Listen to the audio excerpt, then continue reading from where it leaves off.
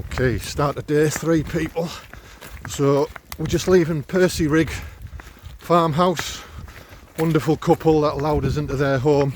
Did us an evening meal, breakfast, really comfy beds, good night's sleep, and a bath as well, can you believe?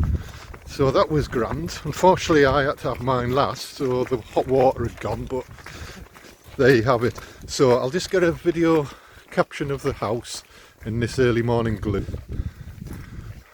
So yeah, Percy Rig. Let me see my partners in crime. How are you two boys feeling this morning? Good. Yeah, so, yeah, well we've got a shorter day today, 14 miles, and are you looking forward to your trip to the seaside? Well and truly, So, I'm swimming. We just have to find a shop to get buckets and spades, eh? Yeah, exactly, yeah, we'll be creative. Okay, away we go. Short walk down into Kildale village, and then we climb up through the woods, the birch forest, to Captain Cook's monument. See you in a bit, folks.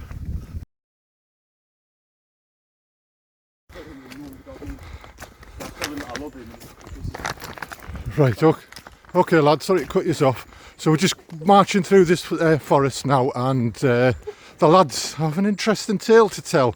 Unfortunately I was too busy struggling to get up the hill, but these two lads have got an interesting tale to tell. Yeah, we met the first blind man to walk the Cleveland Way. Andrew, the travelling blind. Andrew, the travelling blind. Travelingblind.co.uk. Yeah, he's 6 days in today, and he's doing it sponsored. This is his card for all of his socials, and then I think that's to Let's keep it still. that QR code is to pay for the guide dog charity. And yeah, he's 6 days in. He's got bloody multiple medical issues, and he's managing to do the whole Cleveland Way. Yeah. And doing it Go sponsored. on, keep walking. Absolute legend of a man, yeah. Isn't that a story, eh? That's a perfect example of, regardless of your disability, you've got to live your life, man. So all you sat on your bums at home, listening to us struggling, think of that poor blind man. Live your lives, folks. Okay. Something interesting. Huge monolithic looking structure. I know what it is. Just looming out of the gloom, and I'm going to tell you what it is when we get to it.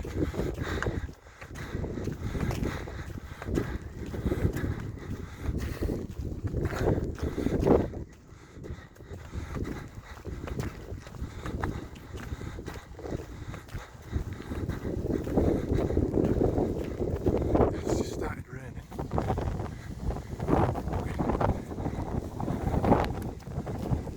Anyway, I hope you can see the lads that are at the bottom, so you can see the scale of this thing. This is a memorial to one of Middlesbrough's famous sons, Captain Cook, aka Captain Cook's monument. So I'm sure you've all heard of Captain Cook and his exploits around the world. So he was born on the edge of Middlesbrough, Martin, a farming family. He went to school in Great Ayton, which isn't far from here, and then he plied his trade from the ancient whaling town of Whitby, which we will be going through tomorrow.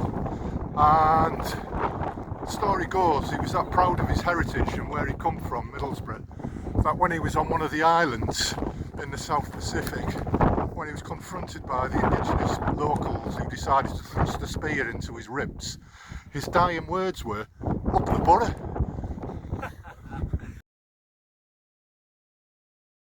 Okay, gents, we're having a good start of the day. We've got our wet weather gear on. It's a bit damp, but it's keeping us cool. It's no problem. And now we're venturing into Gisborough Forest, down through Gisborough Forest and into Slapworth for a cup of tea.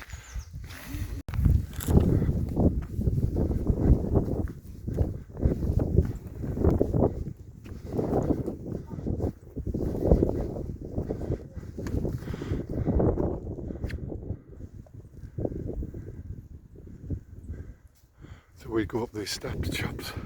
Right.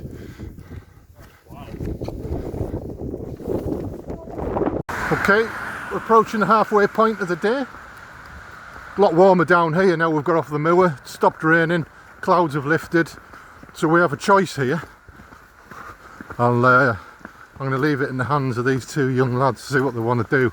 We can either go on the Fox and Hounds and consume 25 pints of bitter and then crack on to Saltburn, or we can try out the cafe to the left round here for a nice hot cup of tea. What do you fancy, boys? It's a tough one, I know. It is a tough one. I'll have to consult the committee on that one. I'm kind of feeling Fox and Hound. I'm feeling Fox and Hound. The Fox and Hounds it is then, gents. There's a elephant there. Can't think where the bloody cafe is. There is a cafe here somewhere. I think it's attached to the pub because Okay. that's a coffee lounge and cafe with Chase. Was there a... And then I think the Fox and Right. Hounds is closed kind of thing. Right. So we're After you lads then.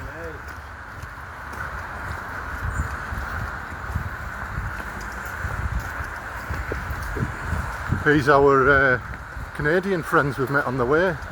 Jago had an interesting conversation with them.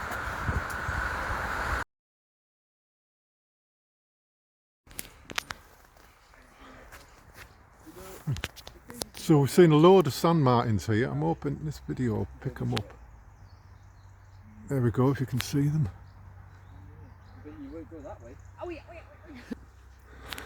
Sorry, Richard.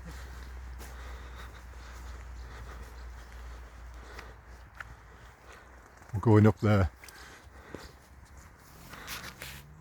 man.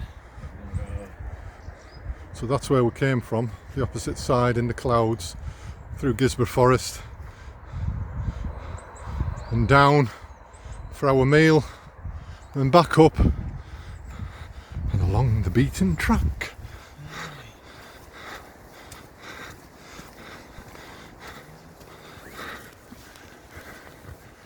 So we're just coming into a little village called Skelton Green.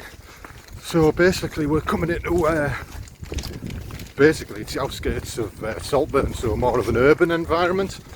We'll go through Skelton Green, into Skelton, into Saltburn Woods, down to the seafront, and then we'll find our accommodation for the day.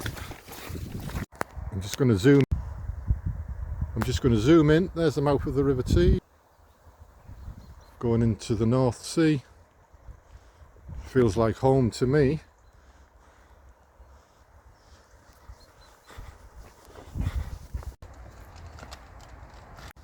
You think that's... Eucalyptus tree, everybody.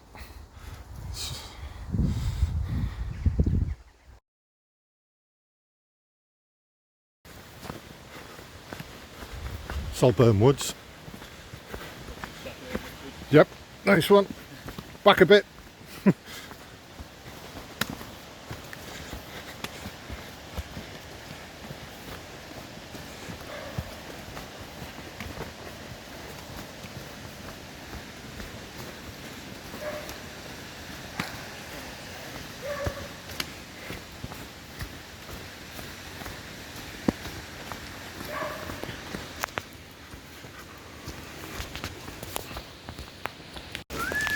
Oh, Victorian architecture in its finest.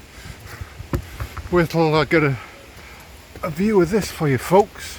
Oh dear, oh dear.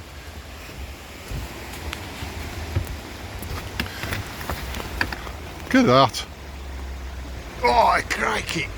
And there's a train going over. How about that? So this viaduct connects the rail from Teesside to the old ironworks and the potash mines, and it's still in use today, and we will see in Skinning Grove tomorrow where the line goes.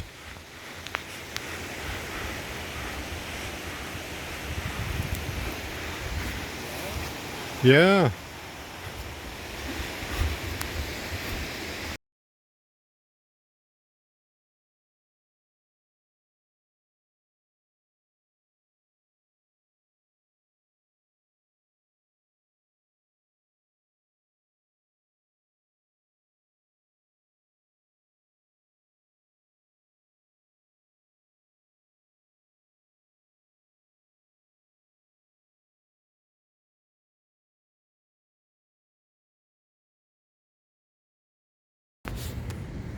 So when I was a young lad, there used to be a bridge across this valley, and there's a plaque to commemorate it. And it was called the Halfpenny Bridge. and obviously you had to pay half a penny. But basically, it used to cross from here across the valley to the other side there, where them white cottages are.